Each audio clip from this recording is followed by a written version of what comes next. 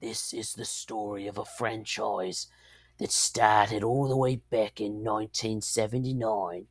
It was a simple revenge movie set on the road, but evolved into supervillains that would inspire Bane. Pop stars running small towns with fights to the death, and of course, a legacy sequel with a dude on a truck playing a frickin' electric guitar on fire. But now it exists only in my memory. Hi, I'm Dave, founder of Halloween Year Round, and I'm here to talk about Mad Max. Not just the new Furiosa prequel, although I will put a link in the description to my full review of it, but the franchise as a whole.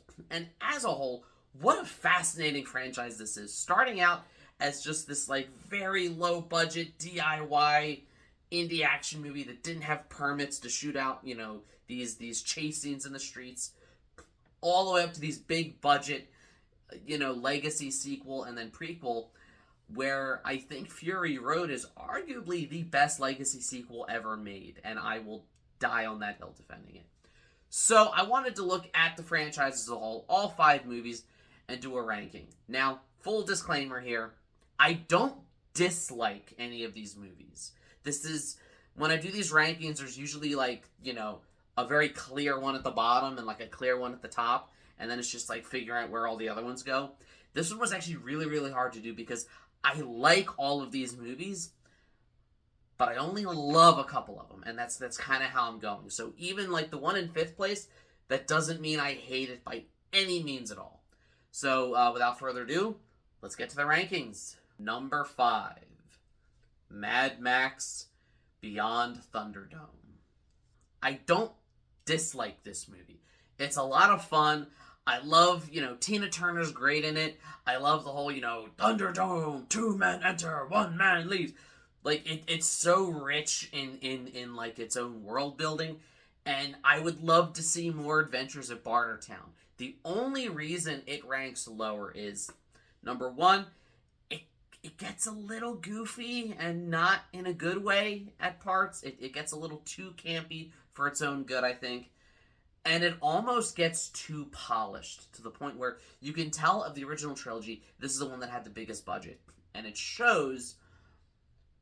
But when, the whole third act is just this, train fight sequence.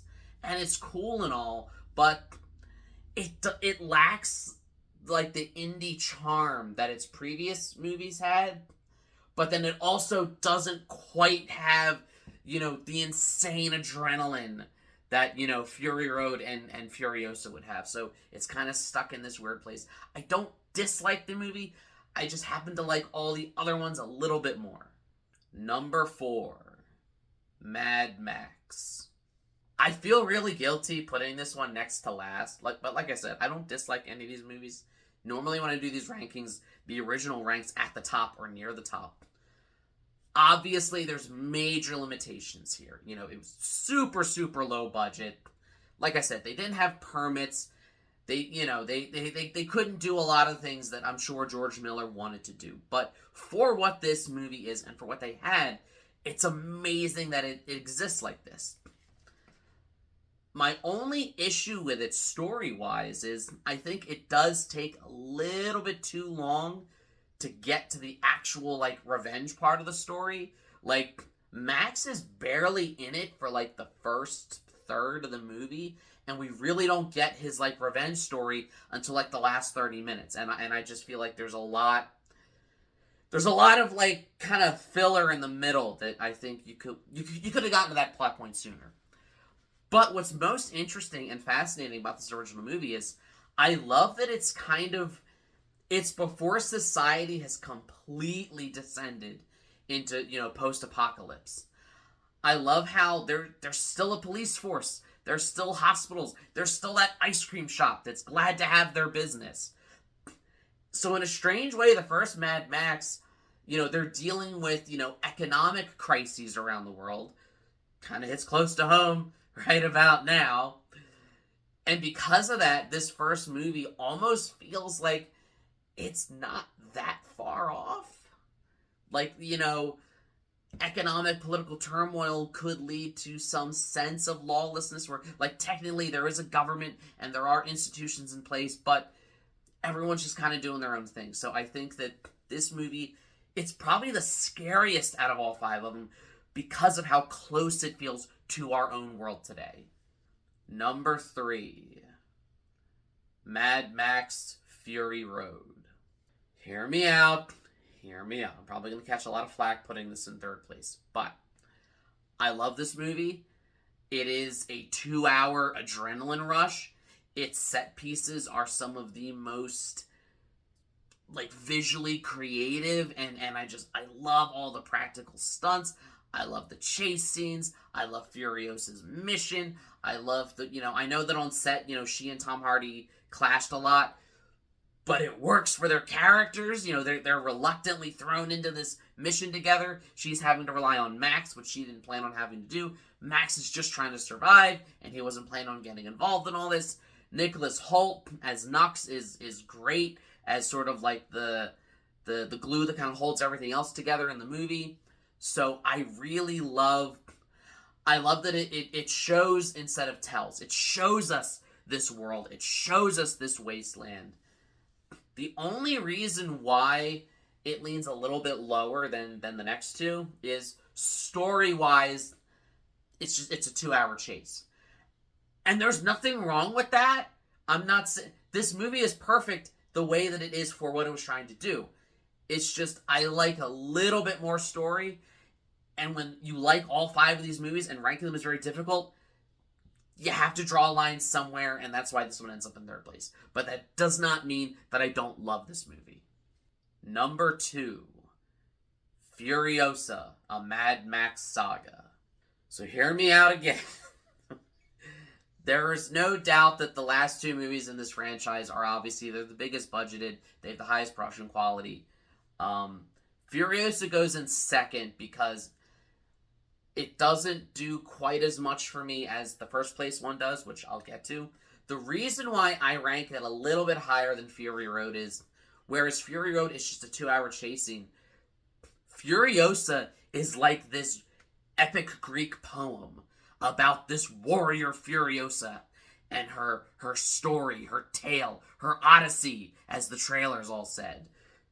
I love that we learn about the wasteland in Fury Road. We really learn about it here, but it still does such a great job of conveying all it by showing us how Dementis is able to, insert himself into, the politics of it and into the inner workings and take over Gastown. And we get a little bit more of, the Bullet Farm and Immortan Joe and just how this whole world works and how Furiosa gets caught up in it and becomes the warrior that we know in Fury Road. I'm not one for like character prequels, but this one, it felt like a myth that could have been passed down generations after generations, and this is the story they're telling. And I love Mad Max when it's being mythic. Plus, I mean, you got Anya Taylor-Joy, Chris Hemsworth giving career-defining performances, and with all the adrenaline, insanity, practical chase fight scenes that Fury Road has. Again, I will link in the description my full review on Furiosa, but that's why it ends up here in second place.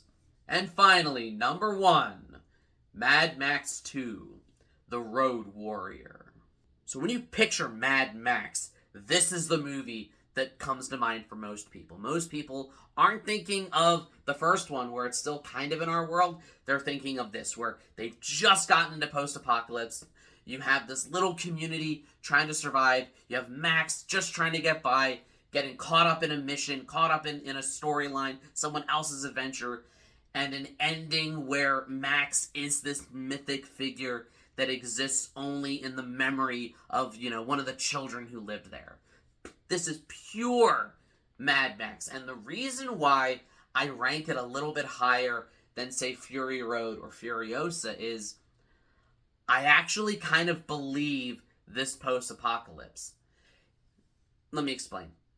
As much as I love the newer movies, they have that Hollywood studio production design, which is great, But I kind of love how in Road Warrior, all these people, all these roaming gangs and survivors, it kind of looks like they're wearing football armor. It looks like they're wearing whatever random things they could have assembled, because that's what the film crew actually had to do because of the limitations of their budget.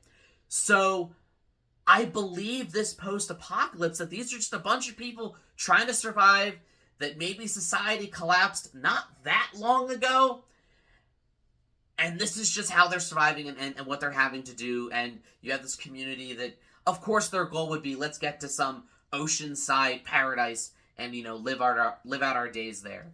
So I love that this post-apocalypse feels so realistic. And as much as I love the chase scenes in Fury Road, they are still kind of enhanced with some CGI and, digital color grading. This almost feels like someone actually went to the Outback and these gangs were real, and you would almost believe it's like a documentary about them, if this world was real. So, again, I love all of these movies. It's just these slight little edges that kind of put the Road Warrior at number one for me. But hey, these are just my rankings. I would love to know what yours are.